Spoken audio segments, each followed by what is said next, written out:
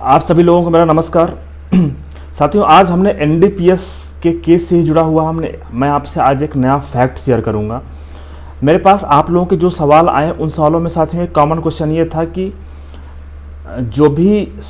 Objectional substance police के द्वारा पकड़ा किया गया है, जो जब्त किया गया है, तो उसमें से कितनी मात्रा कोर्ट में मानी जाएगी कि इसकी जो मात्रा थी वो एक्चुअल मात्रा इतनी है। एग्जाम्पल के जरिए जैसे मान लीजिए कि कहीं पे कफ सिरप पुलिस ने जब्त किया, पुलिस ने पकड़ा, और कफ सिरप एक कप सिरप आपकी 100 ml की होती है, और उस कफ सिरप में लेकिन जो ऑब्जेक्शनल सब्सटेंस जो कोडीन होता है जो वो 10 mg ही होता है। तो कई लोग मुझसे सवाल करते हैं कि उसमें 10 mg के हिसाब से ही माना जाएगा, उसकी क्वांटिटी काउंट की जाएगी, या फिर वो जितने ग्राम की जो सिरप है, जितने ml की जो सिरप है उसके अकॉर्डिंग माना जाएगा। इस तरह से आपको दूसरा एग्जाम्पल बता रहा हूँ। जैसे मान लीजिए कि कहीं पे पुलिस ने किसी व्यक्ति से चरस जब्त किया। अब चरस में जो रेसिन कंटेंट है, जो ओरिजिनल है, वो मान लीजिए कि 200-300 ग्राम ही है, लेकिन जो न्यूट्रल सब्सटेंस था, जो मिलावट की गई थी, वो मिलावट करने के बाद जो आरोपी के आधिपत्य से, उसकी कस्टडी से, उसके पोजीशन से जो जब्त किया गया है, उसकी मात्रा 1 किलो से ज़्यादा हो गई है। और वो उसकी जो मात्रा है वो आप कह सकते हैं कि उसने कमर्शियल क्वांटिटी को भी एक्सीड हो गया है, क्योंकि उसमें मिलावट की गई थी। तो इस कंडीशन में काफ़ी सारे लोग मुझसे सवाल करते हैं कि इस कंडीशन में क्या प्रक्रिया है और किस तरीके से काउंट किया जाता है। तो साथियों, आपको आज इस वीडियो के माध्यम से मैं आपके इसी सवाल का जवाब दूंगा, और मैं आपसे 2-3 जजमेंट शेयर करूंगा जिसके माध्यम से आप ये समझ पाएंगे कि वास्तव में इसके पीछे किस तरह का कानून है और कोर्ट क्या मानती है कि ये जो भी सब्सटेंस है वो स्मॉल क्वांटिटी में आएगा, या फिर इंटरमीडिएट क्वांटिटी में आएगा, या फिर कमर्शियल क्वांटिटी में आएगा। तो साथियों, अगर मैं आपसे इस सब्जेक्ट पे चर्चा कर रहा हूँ तो सबसे पहले मुझे आपको बताना होगा कि सन 2008 में सुप्रीम कोर्ट के डिवीजन बेंच ने एक जजमेंट दिया, और ये जजमेंट था ई माइकल राज वर्सेस एनसीबी। साथियों, इस जजमेंट में ये कहा गया कि जहाँ कहीं भी जहाँ कोई पदार्थ है, जहाँ उसमें मिलावट की गई है,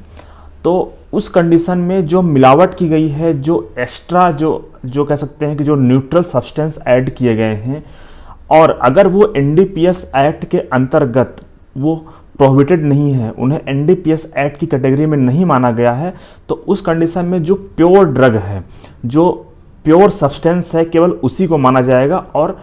वही क्वांटिटी काउंट की जाएगी। और कोर्ट में जब मामला जाएगा और जब कोर्ट में जब उसका पनिशमेंट डिसाइड किया जाएगा, तो उसकी वही मात्रा मानी जाएगी जो कि प्योर ड्रग होगा, ना कि जो अदर सब्सटेंस होंगे उन्हें उसमें ऐड किया जाएगा। जैसा कि हमने आपको एग्जाम्पल के जरिए बताया कि जैसे मान लीजिए कि कहीं पे कफ सिरप को पुलिस ने जब्त किया है, और उसमें जो कोडीन की मात्रा है, जो ऑब्जेक्शनल सब्सटेंस है, जो प्रोहिबिटेड है हमारे एनडीपीएस एक्ट में, उसकी मात्रा कम है, लेकिन उसमें अदर न्यूट्रल सब्सटेंस ऐड कर दिया गया है। उस कंडीशन में जो ई माइकल राज जजमेंट था, जो 2008 में जो सुप्रीम कोर्ट की जो डिवीजन बेंच ने जिसको डिलीवर किया था, उसके अकॉर्डिंग जो 10 ग्राम है उसी के अकॉर्डिंग उसकी जो क्वांटिटी है काउंट की जाएगी। और जब उसको सज़ा दी जाएगी, अगर वो कन्विक्टेड होता है उस केस में, अगर कोर्ट ये मानती है कि हाँ उसने ये अपराध किया है, और जब कोर्ट इस केस में उसे सज़ा देगी, तो वो यही मानेगी कि हाँ जो उसे सज़ा दी जाएगी कि उसकी जो मात्रा है जिसके हिसाब से सज़ा दी जाएगी वो है 10 ग्राम। लेकिन साथियों, ये चलता रहा, लेकिन इसके बाद एक ड्रास्टिक चेंज आया। कह सकते हैं कि एक एनडीपीएस के केस में एक लैंडमार्क जजमेंट सुप्रीम कोर्ट की 3 जजों की बेंच ने दिया, और साथियों ये था Hira Singh versus Union of India. ये एक ऐसा जजमेंट था जो कह सकते हैं कि आरोपी के अगेंस्ट था, आरोपी के लिए कहीं से कहीं तक हेल्पफुल करने वाला नहीं था। क्योंकि आप लोगों ने भी अक्सर देखा होगा कि जब भी कोई, चाहे चरस हो, या फिर कोई कफ सिरप हो, या फिर हेरोइन हो, या फिर और भी कोई पदार्थ हो जो कि एनडीपीएस एक्ट में प्रोहिबिटेड है अमूमन, या फिर अफीम हो, इस तरह के जो पदार्थ होते हैं इसमें अक्सर मिलावट की जाती है, और इसमें जो शुद्ध मात्रा होती है, जो प्योर ड्रग होता है, वो बहुत कम होता है। उसमें मिलावट करके या फिर उसमें कुछ अलग चीज़ें ऐसी मिला दी जाती हैं जिससे कि उसकी क्वांटिटी बढ़ जाए और अमूमन इस तरह का जो काम किया जाता है, जो मीडिएटर होते हैं, या फिर हो सकता है कि जो मैन्युफैक्चरर है, या फिर हो सकता है कि जो इसका प्रोडक्शन कर रहा है, फिर हो सकता है कि जो इसकी खेती कर रहा है, तो उस तरह के लोग शुरू से ही उसको ऐसा कर देते हैं कि उसमें जो प्योर क्वांटिटी रहती है वो कम रहती है, लेकिन उसमें मिलावट करने वाली उसकी क्वांटिटी बढ़ जाती है। तो साथियों, जब ये Hira Singh versus Union of India का जो जजमेंट था, इसमें यूनियन ऑफ इंडिया की तरफ से ये कहा गया कि चूँकि NDPS एक्ट का जो हमारा जो कानून बनाया गया है वो इस उद्देश्य के लिए बनाया गया है कि जिस तरीके से युवाओं को कह सकते हैं कि एक प्रकार से उनके जीवन को नर्क बना दिया जाता है इस नशे के द्वारा, तो उसे रोकने के लिए जो हमारा जो लेजिस्लेचर का जो उद्देश्य है वो फुलफिल नहीं हो रहा है। इसलिए भले ही उसमें कोई और भी आइटम ऐड किए जाएं तो उन्हें भी ये माना जाए कि हाँ, इसमें जो भी आइटम ऐड किए गए हैं वो भी प्रोहिबिटेड की कैटेगरी में आएंगे, और जब कोर्ट उसमें किसी व्यक्ति को सज़ा देगी तो उसको भी काउंट करेगी। और इसके बाद साथियों, ये जो 3 जजों की जो बेंच थी सुप्रीम कोर्ट के, इन्होंने यूनियन ऑफ इंडिया की ये जो दलील थी उसको स्वीकार कर लिया, और उसके बाद फिर ये लैंडमार्क जजमेंट आया। और इसमें साथियों ऐसा कहा गया कि जहाँ कहीं भी भले ही उसकी जो प्योर ड्रग है, जो उसकी जो शुद्ध मात्रा है वो कम हो, और अगर उसमें कुछ अलग से कुछ भी मिलाया गया है उस पर, तो अगर उसको ऐड कर दिया गया है उसमें, और जब पुलिस ने उसको जब्त किया है तो वो उसमें जो एडिशनल सब्सटेंस है उसमें था, तो उसकी जो मात्रा है वो वही मानी जाएगी जो कि पुलिस ने जब उस समय उसको जब उसका माप किया है जो थी, उसमें भले ही प्योर ड्रग की मात्रा आपका स्मॉल क्वांटिटी से भी कम हो, उससे कोई फर्क नहीं पड़ता है। साथियों, इसी प्रकार का एक जजमेंट था, अभी मैं देख रहा था, ये आपका सुप्रीम कोर्ट से डिसाइड हुआ था। ये था आपका Raveen Kumar versus State of Himachal Pradesh. इस केस में साथियों कुछ ऐसा ही हुआ था कि इस केस में उस व्यक्ति से जो चरस जब्त हुआ था वो हुआ था 1 किलो 230 ग्राम,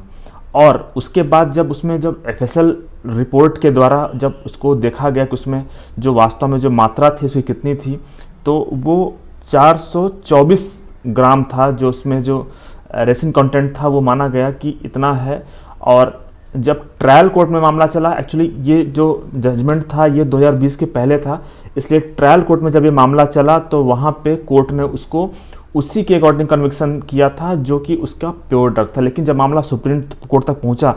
तब तक इस जजमेंट में, इस एक्ट में ये बदलाव हो चुका था। इसके बाद सुप्रीम कोर्ट ने भी इस बात को माना कि जो Hira Singh versus Union of India का जो जजमेंट है ये इस पर भी लागू होगा,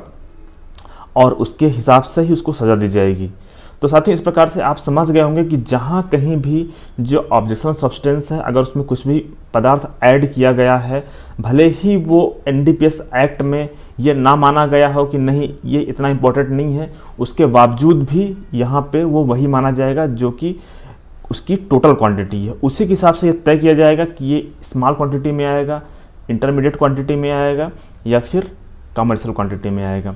साथियों, ये जो जजमेंट था Hira Singh versus Union of India, इस जजमेंट का अगर आप इसको देखेंगे, जो इसकी जो लास्ट लाइन है वो सबसे महत्वपूर्ण है, वो आप स्क्रीन पे देख रहे होंगे। उसमें क्या कहा है, उसमें आपको एक एक वर्ड से समझ आएगा कि सुप्रीम कोर्ट ने इस बारे में क्या कहा है। साथ ही ये जो है ये इसका जो सेकंड पॉइंट है, in case of seizure of mixture of narcotic drugs और psychotropic substance with 1 or more neutral substance, the quantity of neutral substance is not to be excluded and to be taken into consideration along with actual content by weight of the offending drug while determining the small or commercial quantity of the narcotic drug or psychotropic substance। साथियों, इसमें वही बात बताई गई है। इसमें actually जो Michael राज versus जो NCB का जो जजमेंट था उसमें ऐसा कहा गया था कि उसको एक्सक्लूड किया जाएगा, जो उसकी जो मात्रा है, जो न्यूट्रल सब्सटेंस है। लेकिन इस जजमेंट में मुख्यतः इसी बात को पे जोर दिया गया कि भले ही आपका जो न्यूट्रल सब्सटेंस है वो प्रोहिबिटेड ना हो, और जो प्योर ड्रग की मात्रा है वो उसमें कम हो, वो आपकी हो सकता है कि स्मॉल क्वांटिटी से भी कम हो या फिर स्मॉल क्वांटिटी से ज़्यादा हो, लेकिन इंटरमीडिएट क्वांटिटी पे हो, लेकिन इस बात से कोई फ़र्क नहीं पड़ता है। साथियों, यहाँ पे जो भी काउंट किया जाएगा वो यही माना जाएगा कि जो उससे जो मिलावट के बाद भी जो उसकी मात्रा है, और अगर उसमें भले ही मिलावट की गई है, वो उसकी वही एक्चुअल मात्रा मानी जाएगी और कोर्ट उसी के हिसाब से उस व्यक्ति को कन्विक्ट करेगी। साथियों, आप में से काफ़ी सारे लोग मुझसे ये क्वेश्चन कर रहे थे कि हम अभी सर एफएसएल रिपोर्ट का वेट कर रहे हैं कि जब एफएसएल रिपोर्ट आ जाए, एफएसएल रिपोर्ट में हम देखते हैं कि उसमें अफीम की या फिर चरस की या फिर स्मैक की कितनी मात्रा है, उसके हिसाब से ये तय किया जाएगा कि हाँ, और जो इसमें जो सज़ा दी जाएगी कि इसमें एक्चुअल मात्रा कितनी है। तो आप इस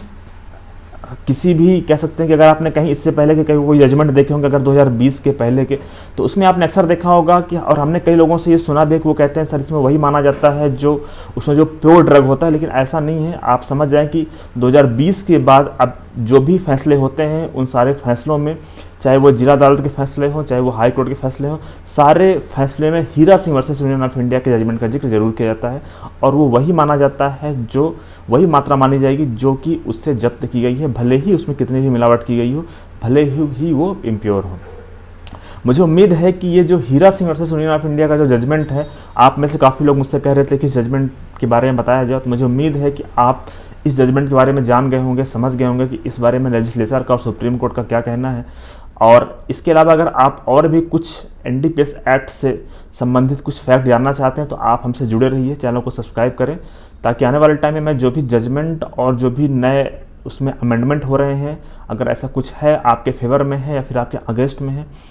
जो भी जानकारी मेरे पास रहे मैं आपको वीडियो के माध्यम से उपलब्ध कराता रहूँ। धन्यवाद साथियों।